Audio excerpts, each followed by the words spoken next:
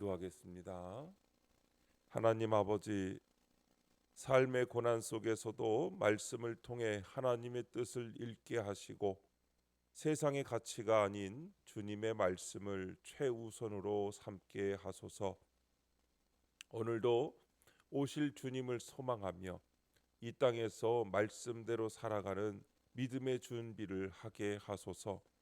매일의 작은 순종 속에서 말씀을 실천하며 거룩을 목표 삼고 살아가게 하소서.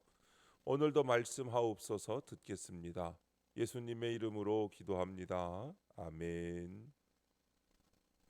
성경 말씀 누가복음 21장 29절부터 38절까지 말씀입니다.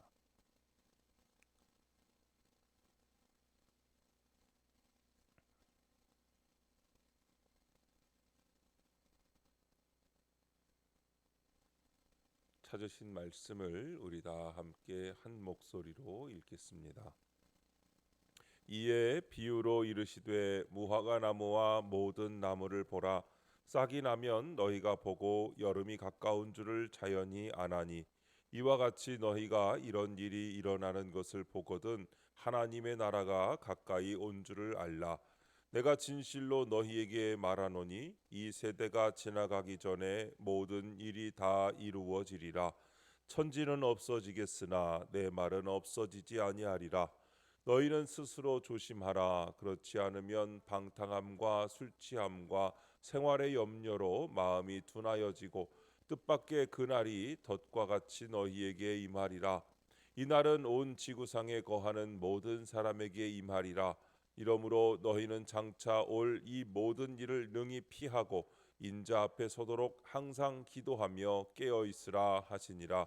예수께서 낮에는 성전에서 가르치시고 밤에는 나가 감람원이라 하는 산에서 쉬시니 모든 백성이 그 말씀을 들으려고 이른 아침에 성전에 나아가더라.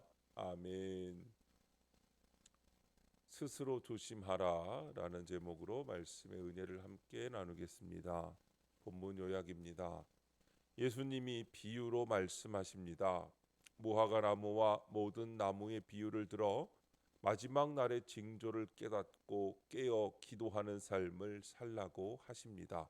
그리고 예수께서 낮에는 성전에서 가르치시고 밤에는 산에서 쉬시니 모든 백성이 그 말씀을 들으려고 이른 아침부터 성전으로 나아갑니다. 첫 번째, 내 말은 없어지지 아니하리라. 29절부터 33절입니다. 예수님이 무화과 나무와 모든 나무의 비유를 들어 말씀하십니다. 주님은 나무에 싹이 나는 것을 보고 계절의 변화를 알 수 있듯이 마지막 때의 여러 징조를 보고 하나님 나라가 가까이 온 줄 알라고 하십니다. 우리가 이를 알려면 매일 주님이 주시는 말씀을 묵상하며 살아야 합니다. 그래야 현재의 고난이 나에게 어떤 의미인지 알 수 있기 때문입니다. 성도가 죽기까지 붙잡아야 할 것은 천지가 없어져도 영원토록 없어지지 않는 진리의 말씀입니다. 적용 질문입니다. 나의 최우선 순위는 무엇입니까? 말씀입니까? 세상의 것입니까? 나에게 오는 고난의 사건을 하나님 나라가 가까워지는 징조로 여깁니까? 우리는 최우선 순위를 세상의 유혹과 일시적인 가치보다도 영원토록 변치 않는 하나님의 말씀과 그 약속에 초점을 맞추어야 합니다. 우리가 진리의 말씀에 마음을 두고 매일의 삶을 살아간다면 주님께서 주시는 지혜와 인도하심을 통해 어떠한 어려움 속에서도 흔들리지 않는 믿음을 세울 수 있습니다. 또한 고난의 사건들을 단순히 개인의 불행이나 우연한 재난으로 보지 않고 하나님 나라의 도래와 구원의 사건으로 연관지어 해석할 때 우리의 눈은 세상의 어두운 부분뿐 아니라 빛나는 영원한 약속을 바라볼 수 있게 됩니다. 하나님 나라는 단순한 미래의 약속이 아니라 이미 우리 주변에 시작된 역사임을 깨닫게 되고 그로 인해 우리의 삶 속에서 현재의 고난도 하나님의 선하신 계획 안에 있음을 믿으며 담대하게 걸어갈 수 있는 것입니다. 두 번째, 기도하며 깨어 있으라. 34절부터 36절입니다. 예수님은 마지막 때의 정확한 날짜를 말씀하지 않으십니다. 따라서 죽기 하루 전에 예수 믿고 천국 가겠다는 말은 굉장히 어리석은 말입니다. 심판의 날은 어떤 시험을 대비하듯 때를 맞춰 준비하는 것이 아닙니다. 예수님을 믿는 그 순간부터 기다리고 준비해야 합니다. 방탕함과 술 취함, 생활의 염려에 빠져 있으면 갑자기 닥친 그날 영원한 심판을 받게 됩니다.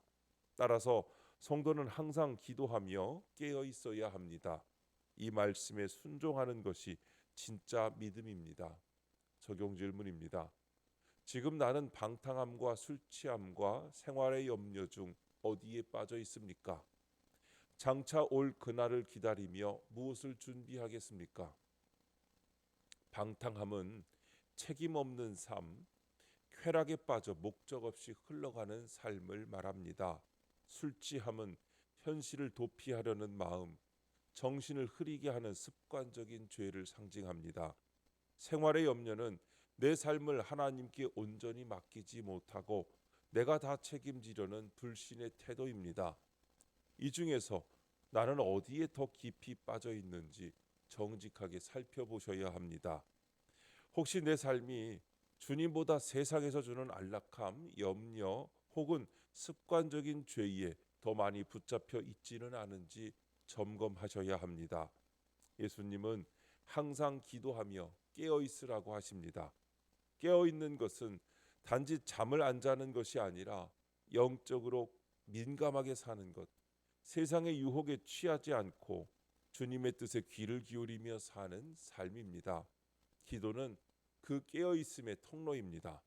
기도는 하나님과의 연결을 유지하게 하고 주님 오심을 사모하는 마음을 지켜줍니다. 주님 오실 그날을 위해 말씀 앞에서 내 삶을 정리하고 기도 안에서 나의 중심을 점검하면서 주님의 오심을 기대하는 것이 바로 참된 준비입니다. 세 번째, 성전에서 가르치시고 37절부터 38절입니다. 예수님은 며칠 뒤면 십자가에 달리실 것을 아셨습니다. 그럼에도 매일같이 성전에서 가르치십니다. 마지막 때를 기다려야 하는 성도들을 위해 끝까지 삶의 본을 보이신 것입니다. 예수님의 삶 자체가 영혼 구원을 위해 이 땅에 오셔서 죽으시고 부활하신 삶입니다. 그러므로 부족할지라도 우리 역시 주님처럼 인생의 목적을 영혼 구원에 두어야 합니다. 오늘 하루를 말씀대로 잘 살아내야 합니다. 그것이 사명을 감당하는 일이고 거룩을 목적으로 사는 삶입니다. 적용 질문입니다. 내가 예수를 따르는 목적은 복을 받기 위함입니까? 영혼 구원을 위함입니까? 예수님은 자신의 삶 전체를 한 영혼이라도 더 구원하시려는 목적 아래에 두셨습니다. 단 하루도 허투루 보내지 않으셨고 심지어 마지막 순간까지도 말씀을 전하는 데 집중하셨습니다. 예수님을 믿는다는 것은 단지 교회를 다니고 기도 제목을 이루는 삶을 사는 것이 아닙니다. 그분이 왜 이 땅에 오셨는지, 왜 십자가를 지셨는지를 삶으로 이어가는 것, 그것이 진정한 제자의 삶입니다. 우리의 하루하루도 주님처럼 누군가를 살리고 세워주고 진리 안으로 인도하는 데 목적을 두어야 합니다. 오늘 하루 내 삶의 목적이 복이 아니라 영혼 구원임을 다시 고백하며 말씀을 살아내는 작은 순종으로 주님을 따라가는 적용을 하시기 바랍니다. 그렇게 할 때 우리의 삶도 예수님의 흔적을 닮아가게 될 것입니다. 오늘도 말씀을 의지하여 그 말씀 가운데 주시는 지혜로 주님 오시는 날을 기다리며 우리의 삶을 돌아볼 때에 주님이 기뻐하시는 거룩한 삶을 살고 영혼을 구원하는 삶을 살아가는 저와 여러분의 삶이 되시기를 주님의 이름으로 축복합니다. 기도하겠습니다. 하나님 아버지, 천지는 없어져도 영원히 없어지지 않을 말씀에 최우선 순위를 두고 살게 하옵소서. 이 세상의 징조를 보며 말씀으로 분별할 수 있게 도와주옵소서. 장차 올 그날을 깨어 기도로 준비할 수 있도록 믿음을 허락해 주옵소서.